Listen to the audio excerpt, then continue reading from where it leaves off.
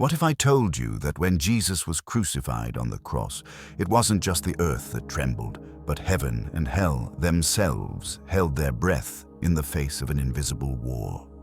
What truly happened on the hill of Golgotha when darkness fell and the two mightiest angels of heaven, Michael, the invincible warrior, and Uriel, the flame of divine revelation, stood guard in the spiritual realm? The story of Jesus' crucifixion is one of the greatest events in history, but what unfolded behind the veil of the physical world will make you see the cross in an entirely new light. We often picture Golgotha with the image of the cross, blood flowing, and the mocking cries of the crowd. But in the unseen realm, a supernatural battle was raging, with Michael and Uriel as witnesses and guardians of a monumental plan of redemption. Are you ready to uncover a truth that will transform how you understand Jesus' sacrifice? I promise you, after this video, you'll never look at the cross, the spiritual war, or God's power the same way again. Hit that like button, subscribe to the channel, and prepare to embark on a journey beyond what the naked eye can see. Now, let's dive deep into the spiritual realm, where Michael and Uriel stand watch, and discover what really happened when Jesus was crucified. As iron nails pierced Jesus' hands and feet on Golgotha, an astonishing phenomenon unfolded. At high noon, when the sun should have been at its brightest, the sky plunged into thick, impenetrable darkness. Matthew 27:45 records. From the 6th hour until the 9th hour, darkness came over all the land. This was no mere cloud obscuring the light, no fog or ordinary eclipse that scientists could explain. This darkness was supernatural, like an invisible curtain drawn down, concealing a reality far greater than what human eyes could perceive. Why did the sky turn black when Jesus was crucified? Was heaven sending a signal, or was hell trembling before a war unseen by those on earth? The darkness lasted 3 hours, from noon to 3 in the afternoon, and it was no coincidence. In ancient Jewish tradition, the number 3 symbolized completion, and this moment marked a turning point in the history of the cosmos. The crowd at the foot of the cross saw only a man crucified, blood spilling, Roman soldiers mocking, and priests sneering. But in the spiritual realm, the air vibrated with divine tension. The angels, who once sang praises on the night of Jesus' birth in Bethlehem, Luke 2:13-14, now stood silent, not a sound escaping them. They were no longer a heavenly choir, but warriors, their eyes fixed on the cross as if awaiting a command that could shake both heaven and hell. The sky wasn't just dark, it was like an invisible battlefield under siege. Revelation 12:7-9 describes a war in heaven where Michael and his angels fought against the dragon. But at Golgotha, this battle carried a deeper meaning. It wasn't merely a clash of power, but a war for redemption, where the fate of humanity hung in the balance. The darkness didn't just cover the earth. It was a veil hiding a truth that only those in the spiritual realm could grasp. A grand plan was unfolding, with 2 of God's mightiest angels, Michael and Uriel, at its center. Picture a moment where time itself seemed to pause, as all of heaven held its breath, awaiting the pivotal instant. Have you ever wondered what truly transpired during those 3 hours of darkness, when the universe itself seemed to stand still? To understand, we must look beyond what the eye can see, into a realm where light and darkness waged war.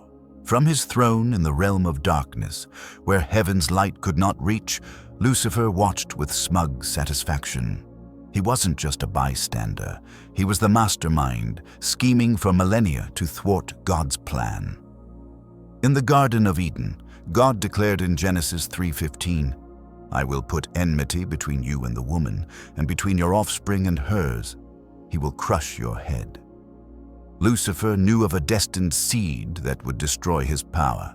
He had done everything to stop this prophecy, tempting Israel to worship idols, said Kings 17:16 through 17, inciting King Herod to slaughter the infants of Bethlehem to kill the Messiah, Matthew 2:16 through 18, and even tempting Jesus himself in the wilderness, Matthew 4:1 to 11. But now, at Golgotha, Lucifer believed he had won. Gazing from his dark realm, Lucifer saw Jesus, the prophesied seed, hanging on the cross, blood dripping, breath fading. He heard the crowd jeering. He saved others, but he can't save himself. Matthew 27:42. He watched Roman soldiers mock, casting lots for Jesus' cloak. John 19:23 to 24. In his arrogant mind, Lucifer thought this was the pinnacle of his scheme. The Creator, who once made demons tremble in the wilderness, now seemed powerless, rejected by humanity, hung between two criminals like a defeated man. Did Lucifer truly believe he had defeated God, seeing him bleed and scorned by the world? But Lucifer was gravely mistaken. He failed to grasp that the weakness on the cross was not defeat, but the ultimate strategy of heaven. Every drop of blood falling from Jesus' hands and feet was not a sign of loss, but the seal of a new covenant, one no dark force could break. John 1:14 calls Jesus the Word made flesh, the one who holds infinite power, yet chose the path of suffering to fulfill the plan of redemption. While Lucifer sneered from his shadowy throne, heaven remained unshaken. Every hammer blow driving the nails was a strike against the chains of sin. Every taunt from the crowd brought the victory closer. And in the unseen realm, two figures Lucifer could not ignore stood tall: Michael, the invincible warrior, and Uriel, the light of revelation. Consider the irony. Lucifer thought he had won, but he was blind to the revolution heaven was preparing, far beyond his schemes. Did Lucifer sense a flicker of unease as these two angels appeared on the blood-soaked hill? On the hill of Golgotha, where the sound of hammering nails echoed and Jesus' blood flowed, a supernatural scene unfolded beyond human sight.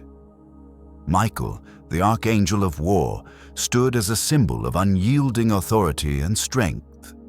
His armor wasn't the gleaming gold of ancient paintings, but blazed like eternal fire, as if forged in the furnaces of heaven itself. The sword in his hand shone brilliantly, inscribed with the divine name, YHWH, the Eternal One, a declaration that no force could oppose God's will. Michael's wings weren't feathered but swirled like radiant galaxies, as if holding the cosmos in their motion. Revelation 12:7 through 9 describes Michael leading heaven's armies against the dragon, defeating Lucifer and casting him down. But at Golgotha, Michael did not swing his sword. He stood motionless, like a warrior awaiting orders from the one on the cross, his eyes never leaving the crucifix. Beside Michael was Uriel, the archangel of light and revelation, a figure less mentioned in scripture but prominent in ancient Jewish tradition. Uriel wasn't a warrior clad in armor and sword, but a living flame, radiating blinding light like a sun in the dead of night. His eyes blazed white, as if holding all of God's mysteries from the creation of the universe, Genesis 1:3, to prophecies of the end times, Daniel 12:1-3. In ancient texts like the Book of Enoch, Uriel is called the angel of wisdom and prophecy, bearer of God's light to human and angelic minds. At Golgotha, he stood as a divine beacon, ready to illuminate the truth of this moment, the moment God's plan of redemption was fulfilled. What were Michael and Uriel doing as the world turned its back on their Creator? They weren't merely watching. Michael and Uriel were tasked with guarding the most pivotal moment in cosmic history. They stood at the boundary between heaven and earth, like unyielding sentinels, ensuring no dark force, neither Lucifer nor his demons, could interfere with God's plan. Their presence was a proclamation that heaven remained in control, even as the earth quaked and darkness fell. Michael, with the might of a heavenly army, and Uriel, with the light of divine truth, were heaven's twin pillars, standing firm on the blood-stained hill. Picture the tension in the unseen realm. Two mighty angels, one a flame of war, the other a beacon of truth, awaiting the moment that would change everything forever. Can you sense the power of heaven, even when the world saw only pain and defeat? Beneath the heavy darkness, amid the crowd's jeers and the Roman soldiers' taunts, Jesus hung on the cross, silent. But this silence was not a sign of surrender or weakness. It was a power that made hell itself tremble. Matthew 26:53 records his words, "Do you think I cannot call on my Father, and he will at once put at my disposal more than 12 legions of angels?" He could have summoned thousands of angels, called down fire from heaven as Elijah did against the prophets of Baal, 2 Kings 1:10-12. Or spoken a single word to make Golgotha quake, reducing his enemies to ash. But he didn't. He chose the path of suffering, the path of sacrifice, a path that no one, not even Lucifer, could comprehend at that moment. In the spiritual realm, Jesus' silence roared like thunder. The demons, who had witnessed his power when he cast them out of the possessed, Mark 5:1-13, grew uneasy. Why didn't he fight back? Why didn't he summon heaven to destroy his foes? Michael, with his blazing sword inscribed with God's name, stood like a living statue, gripping the hilt tightly, his body taut as if ready to act in an instant. Uriel, with radiant white light pouring from his eyes, never wavered from Jesus' bloodied face, as if searching for a sign, a word that would alter eternity. But no command came. Not yet. What was so terrifying about this silence that it held both angels and demons in suspense? Jesus' silence was the ultimate strategy. Philippians 2:8 states, "He humbled himself by becoming obedient to death, even death on a cross." This obedience wasn't just sacrifice, it was the mightiest weapon, defeating hell's power from within. Every drop of blood from the cross was a hammer blow shattering the chains of sin. Every faint breath was a declaration that God's plan of redemption could not be stopped. In the unseen realm, Michael and Uriel understood this. They didn't swing swords or light up the sky, for they knew this moment was part of a divine scroll, sealed before time began. Revelation 5:1-5. Consider the power of that silence. A king hung on a wooden cross, needing no words to command the attention of both heaven and hell. Can you feel the might so great it reshapes eternity without a single action? Amid the darkness enveloping Golgotha, when the sound of hammering nails had ceased and the crowd's mocking cries reverberated, a sound tore through the silence. Jesus, in the throes of unimaginable agony, cried out, "Eli, Eli, lama sabachthani," meaning, my God, why have you forsaken me?" Matthew 27:46. To those standing at the foot of the cross, these words seemed like the anguished plea of a man abandoned, crushed by suffering and scorn. But in the spiritual realm, this cry was not merely the words of a dying man. It was a surge of divine power, piercing through the dimensions, resounding to the heights of heaven and sending tremors through the depths of hell. Was this cry merely an expression of weakness, or was it the signal for a revolution that would change eternity? Jesus' cry was not a desperate plea for rescue. It was a divine summons, a spiritual signal, like thunder crashing in the unseen realm. Psalm 22:1, which he quoted, begins with suffering, but further on, Psalm 22:24 declares, "For he has not despised or scorned the suffering of the afflicted one. He has not hidden his face from him, but has listened to his cry for help." This cry was not a sign of abandonment, but a proclamation that the Father was still at work, even when the world saw only pain. In the spiritual realm, the cry ignited like a blazing fire, awakening the angels and causing the demons who had been reveling in their perceived victory to recoil in dread. Consider the power of this moment. A king hanging on a wooden cross, blood streaming down, using his final breaths to unleash a signal that shook both heaven and hell. The angels, standing at attention in the unseen realm, felt the authority of that cry. The demons, who had witnessed Jesus overpower them in the wilderness, Luke 4:1-13, realized this was no defeat.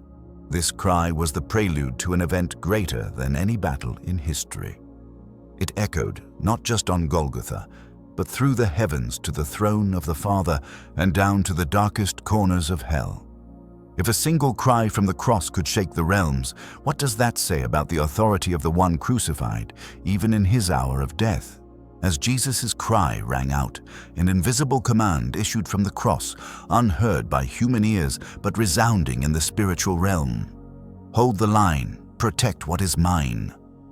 This command didn't carry sound or ripple through the air, but it surged like a wave of divine power, setting heaven into motion.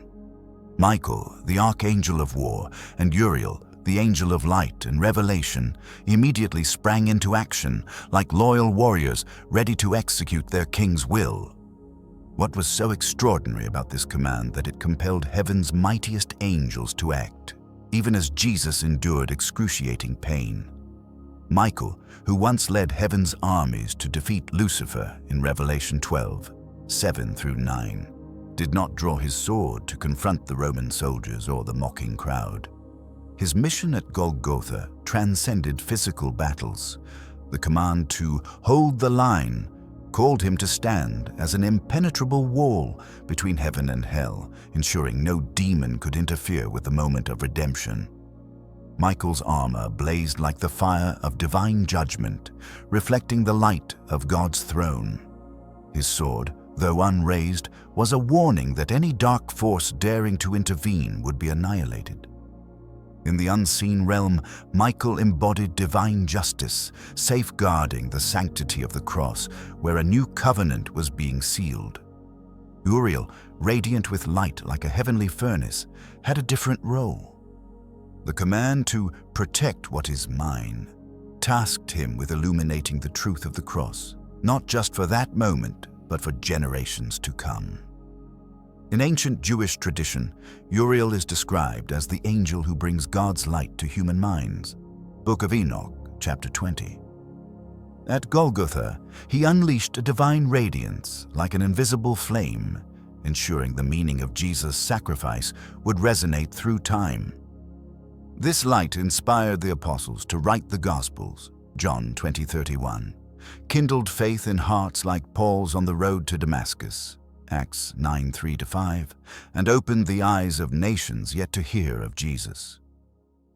Consider the power of this command, a word from a dying king, yet potent enough to set heaven in motion and make hell tremble.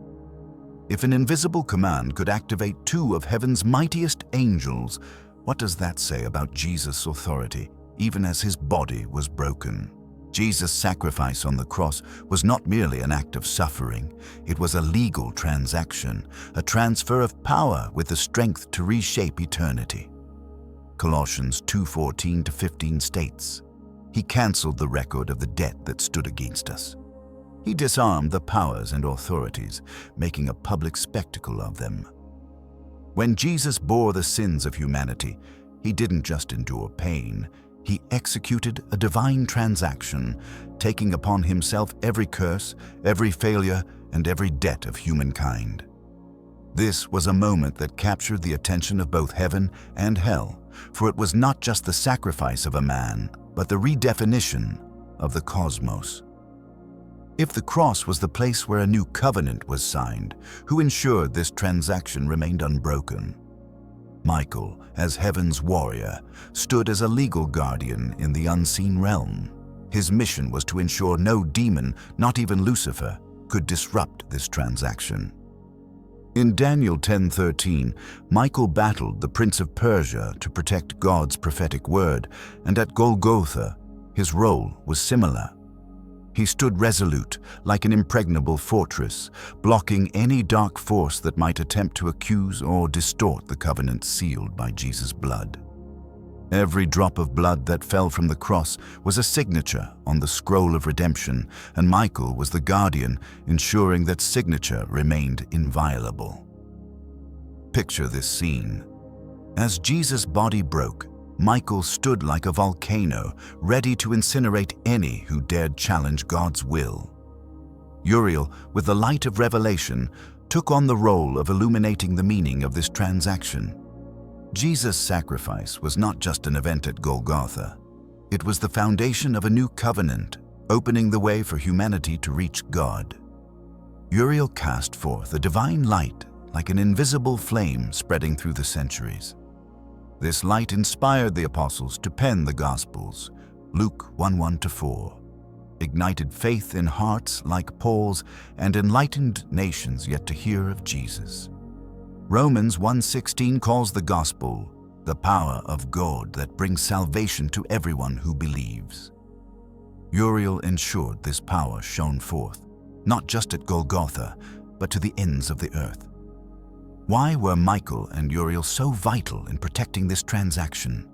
Because this was the moment humanity's history was rewritten, and these two angels were the guardians of that truth.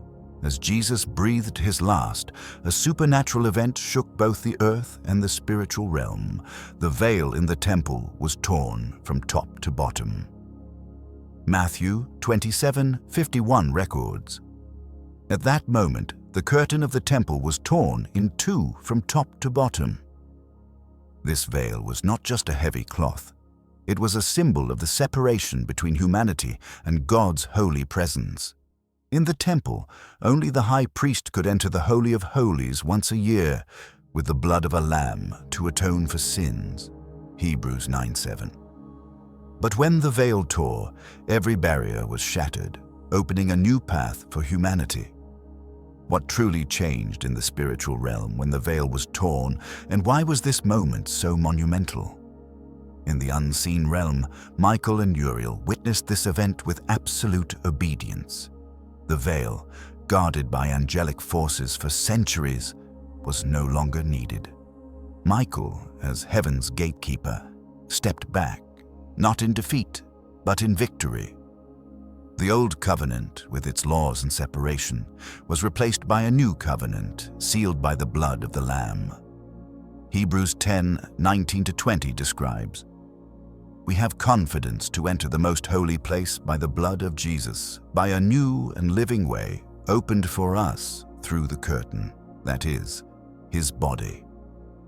The tearing of the veil was a declaration that humanity could now approach God directly, without intermediaries or rituals.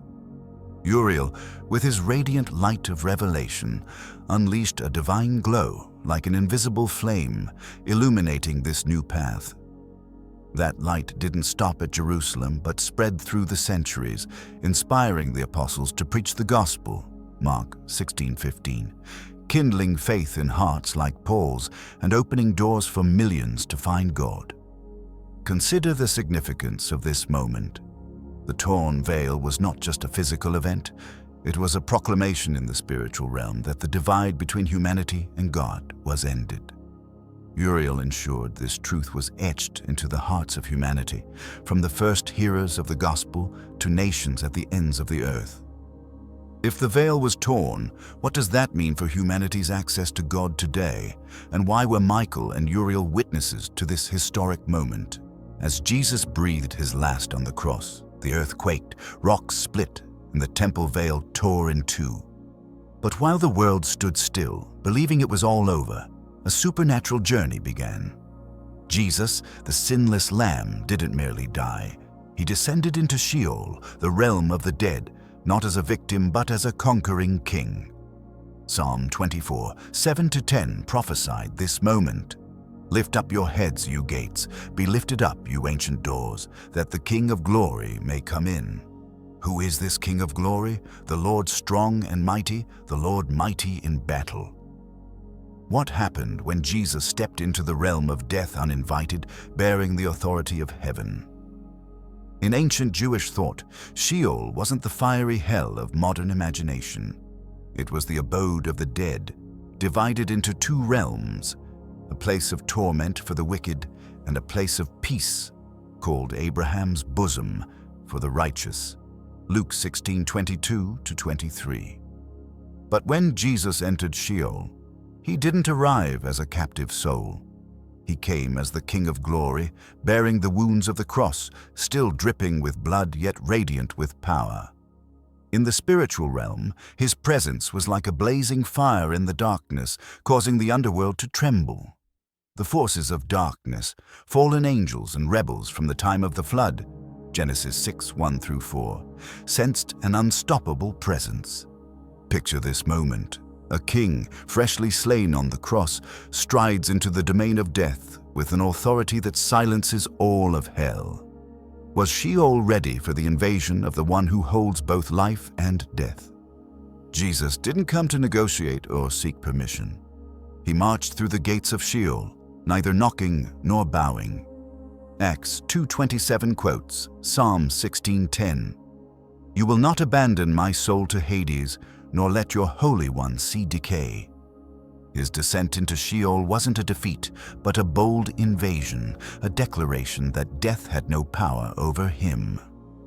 In the unseen realm, the ancient gates of Sheol groaned, not from the movement of metal, but from the shattering of spiritual chains. If Jesus could enter the realm of death as a king, what does that say about his power over both life and death? When Jesus stepped into Sheol, he wasn't alone. Following him were Michael, the archangel of war, and Uriel, the angel of light and revelation. They didn't descend to protect him, for the King of Glory needed no protection, but to bear witness to an unprecedented event in cosmic history. Michael, clad in armor blazing like heaven's fire, stood as a legal guardian, ensuring Jesus' actions were just and unchallengeable. Uriel, radiant with light like a sun, illuminated the truth of this victory, so it would echo through the ages. Why were heaven's mightiest angels tasked with witnessing Jesus' invasion of Sheol? Michael, who once battled the Prince of Persia in Daniel 10:13 and led heaven's armies against Lucifer in Revelation 12:7-9, stood in Sheol with a different role.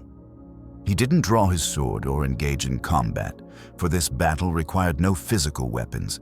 His mission was to serve as a legal witness, ensuring that when Jesus took the keys of death and Hades, Revelation 1:18, no force could dispute his authority.